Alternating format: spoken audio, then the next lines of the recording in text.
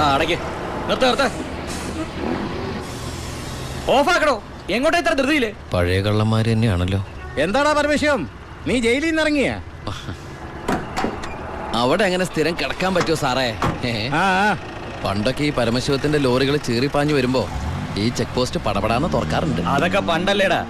കുറച്ച് സാധനം വണ്ടിയിലുണ്ട്, ഒന്ന് പൊക്കി തന്ന് കാശം വീട്ടിലെത്തിച്ചേക്കാന്ന്.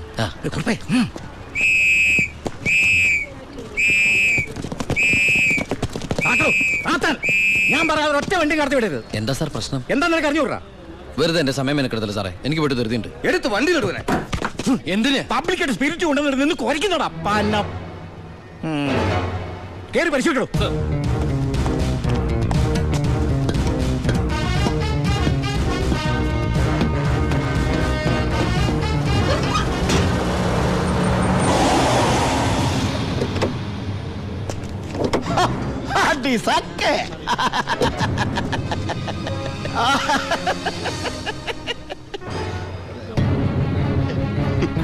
എന്തായടോ സാറേ, ഇത് വെറും വെള്ള.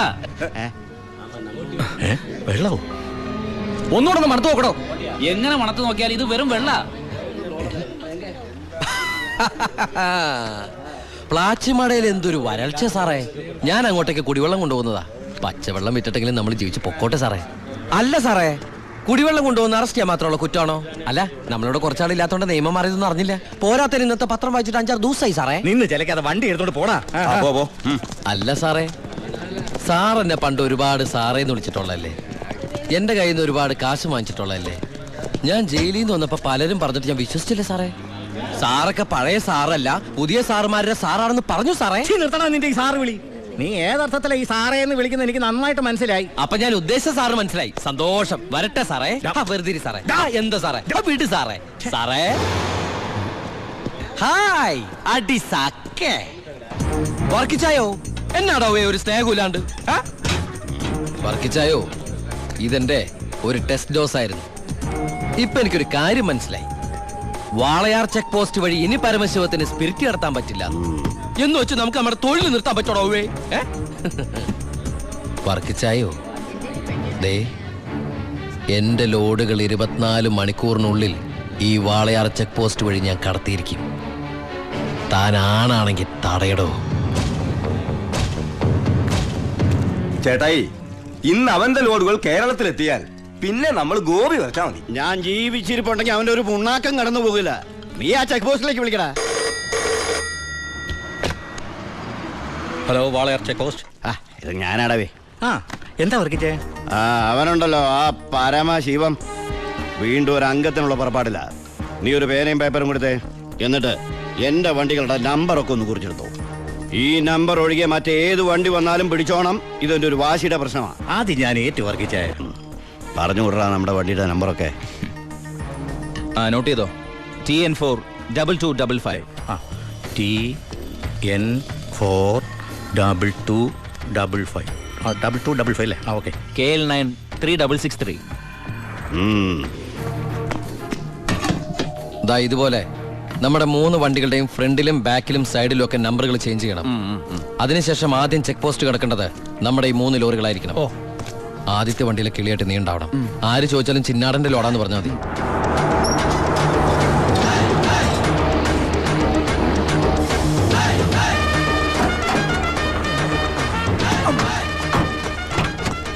നമസ്കാരം.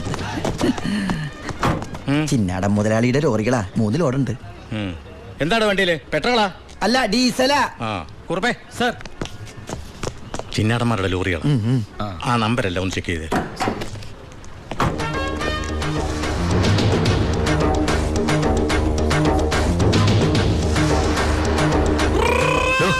എന്താ സാറേ? എന്താടോ കോഡ്?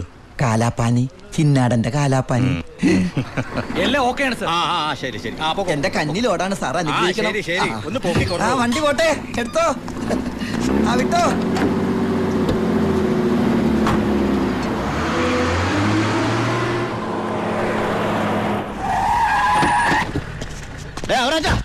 എവിടെ പോയി ചെക്ക് പോസ്റ്റിലൊക്കെ പറഞ്ഞു. കോഡ് മറക്കണ്ട. കാലാപ്പാനി. ശരി.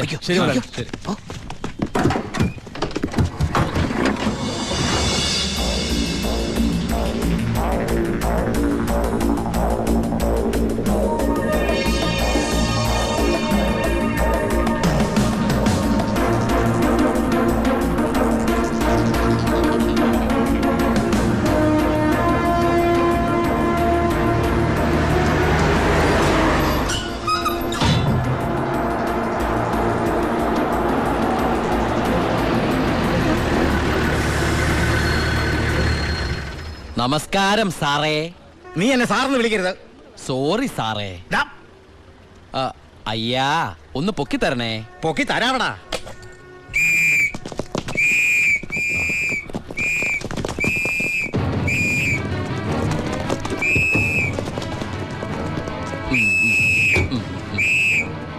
എല്ലാരും ആയില്ലേ? ഈ 3 ലോഡും പ്ലാച്ചുമടക്കുള്ള കുടിവെള്ളമായിരിക്കും. ഇയാടാ അല്ല, സ്പിരിറ്റാ. സ്പിരിറ്റോ? ആ, കേറി പരിശോധിക്കണോ?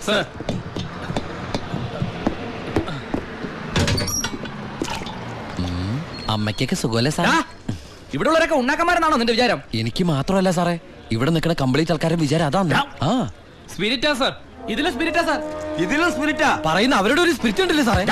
കൈയെടുക്ക് സാറേ. ഏയ്,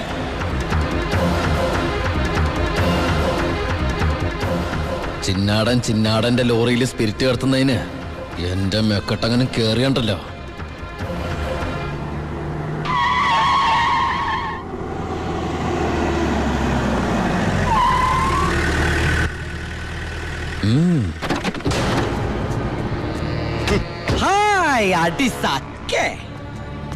എവിടെയായിരുന്നു ഔവേ?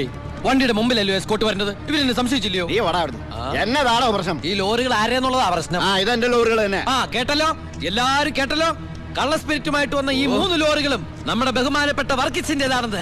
എന്നതേ പറയുന്നേ? ഇത് നമ്മുടെ ലോറികളല്ല. അത് തന്നെയാണോ ഞാനും പറയാൻ വന്നത്. ഇത് നമ്മുടെ ലോറികളല്ല. ഇത് വർക്കിച്ചിന്റെ ലോറി തന്നെ. ഇത് കൊച്ചുവളുടെ പേരിലായിട്ടിരിക്കുന്നത് ചഞ്ചൽ. ഇത് എന്റെ ലോറികളെ അല്ല. അല്ലേ? അല്ലെന്ന് പറഞ്ഞില്ലേ? അപ്പൊ ഓക്കെ. വർക്കിച്ചായന്റെ ലോറികൾ അല്ലെങ്കിൽ നമുക്ക് പിടിച്ച് അകത്തിട്ടല്ലോ സാറേ. എന്തായാലും ഉടമസ്ഥൻ വരുമല്ലോ, അപ്പൊ അയാളെയും പിടിച്ച് അകത്തിടാം. എങ്ങനെയുണ്ട് എന്റെ ഐഡിയ? സാറിന് ടോയ്ലറ്റ് പോകാൻ പറ്റുന്നുണ്ടോ? ഫേസ് വല്ലാണ്ടിരിക്കണു. വർക്കിച്ചായ ഒന്ന് ഇങ്ങോട്ട് വന്നേ. വന്നേന്ന് ഇങ്ങോട്ട് വന്നേന്ന് ഞാനല്ലേ വിളിക്കണേ. വർക്കിച്ചിന് ലോറി ലോഡ് അടക്കം വൻ നഷ്ടം വരുമെന്ന് എനിക്കറിയാം. വർക്കിച്ചിന്റെ വണ്ടികളുടെ നമ്പർ ഉപയോഗിച്ച് എന്റെ ലോറികൾ 1 മണിക്കൂർ മുമ്പ് പാലക്കാട് അതിർത്തി കടന്നു. ഇനി മഷിയിട്ട് നോക്കിയാലും കിട്ടില്ല. എന്തിനാ വർക്കിച്ചൻ എന്റെ റൺവേ കയറി കളിച്ചത്? അതുകൊണ്ടല്ലേ ഞാൻ കയറ്റി കളിച്ചത്. ഇനി എന്റെ റൺവേ കയറി കളിച്ച ഇതൊരു സാമ്പിൾ വെടിക്കട്ട. തൃശൂർ പൂരം കാണാൻ പോകുന്നേ ഉള്ളൂ. വരട്ടടവേ. ഒന്ന് തള്ളിക്കേ. അയാളെ വിളി. സാറേ ഒന്ന് പൊക്കിക്കേ.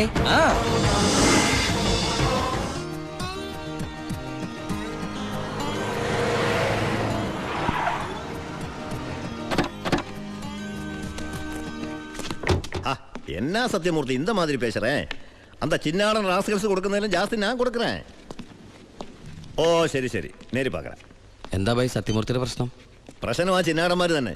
നമുക്ക് ലോഡ് തരാതിരിക്കാൻ അവന്മാർ പല രീതിയിൽ ശ്രമിക്കുക. എങ്കിൽ പിന്നെ ആ റാവുന്റെ അടുത്ത് സാധനം എടുത്തൂടെ? അപ്പാ, ഞാനും അത് എത്ര തവണ അപ്പനോട് പറഞ്ഞതാ. അത് വേണ്ട, ആ സ്പിരിറ്റ് ഉപയോഗിക്കാൻ കൊള്ളില്ല. അത് സെക്കൻഡ് ക്വാളിറ്റിയാ. അതെ, ഈ ബിസിനസ് നമുക്ക് മോക്ഷം കിട്ടാനേ നടത്തണമെന്നല്ലോ. അങ്ങനെ പറയരുത് ജോണി. ചെയ്യുന്നത് സ്പിരിറ്റ് കച്ചവടമാണെങ്കിലും അതിലുണ്ട് ഒരു നേരുന്നറിയും. ഇന്നേ വരെ നമ്മുടെ സ്പിരിറ്റ് ഉപയോഗിച്ചിട്ട് ആർക്കൊന്നും സംഭവിച്ചിട്ടില്ല. ആ വിശ്വാസം നശിപ്പിക്കരുത്. എന്ന് വെച്ചാൽ സത്യമൂർത്തിയുടെ നീ ഇതിൽ ഇടപെടണ്ട. ഓ ശിവ, അവനൊന്നും അറിയില്ല, വിട്ടുകള. ഞാനേ സത്യമൂർത്തി ഒന്ന് കണ്ടിട്ട് വരാം. ആ ശിവ, നിനക്കൊരു കത്തുണ്ടായിരുന്നു ദുബായിന്ന്.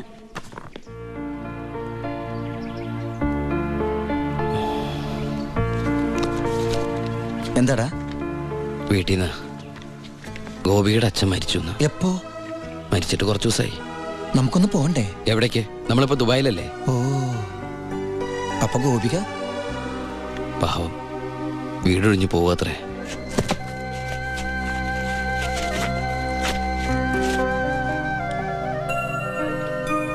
എന്നാ ഞങ്ങള് നാട്ടിലെ വീട്ടിലാരും ഇല്ലാത്ത സ്ഥിതിക്ക് മോളെ ദിവാകരന്റെ വീട്ടിൽ തന്നെ ആയിരിക്കും താമസിപ്പിക്കുക അല്ലേ? അതിൽ ചെറിയൊരു പ്രശ്നമുണ്ട്. കല്യാണം തുടങ്ങി ഇവളുടെ ബാധ്യത മൊത്തം എൻ്റെ തലയിലാകുമോന്ന് വൈഫിനൊരു പേടി. 1-2 വട്ടം സൂചിപ്പിക്കുകയും ചെയ്ത്. അതുകൊണ്ട് ഇലയ്ക്കും മുള്ളിനും കേടില്ലാതെ ഞാനൊന്ന് തീരുമാനിച്ചു. തൽക്കാലം ഗോപി ഒരു ഹോസ്റ്റലിലാക്കുക. അവിടെ അടുത്തൊരു തുണിക്കടയിൽ ജോലിയും ശരിയാക്കിയിട്ടുണ്ട്. ഇനിയിപ്പോ ആരെ ആശ്രയിക്കാതെ ഇവൾക്ക് ജീവിക്കാൻ കഴിയല്ലോ. വൈകി അവിടെ എത്താൻ രാത്രിയാവും.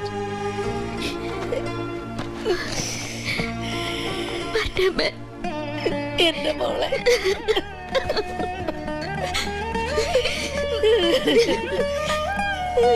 നിന്നെ ഹോസ്റ്റലിൽ നിർത്താനും തുണിക്കട പണിയെടുക്കാനും ഒന്നും ഞാൻ സമ്മതിക്കില്ല. ഞാൻ എന്റെ ഉണ്ണിക്ക് വേണ്ടി ആലോചിച്ചുറപ്പിച്ച പെണ്ണാ ഇവള്. അവൻ ദുബായിൽ നിന്ന് വന്നാൽ ഉടനെ ഇവരുടെ കല്യാണം നടക്കും. 10 ദിവസം മുമ്പ് ഇവൾ ഈ വീട്ടിലേക്ക് കയറിയെന്ന് വിചാരിച്ച് ഒന്നും സംഭവിക്കാൻ പോണില്ല. ഗോപികയെ ഞാൻ എന്റെ അമ്പിളിയെ പോലെ നോക്കിക്കൊള്ളാം. അവളെ എനിക്ക് തന്നൂടെ? ഈ നല്ല മനസ്സിനെ നിങ്ങളൊക്കെ ദൈവം അനുഗ്രഹിക്കട്ടെ.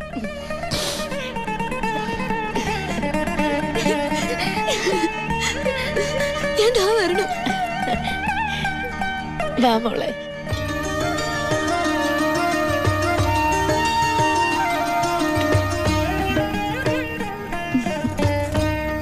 വലതുകാല് വെച്ച് കയറിക്കോ മോളെ.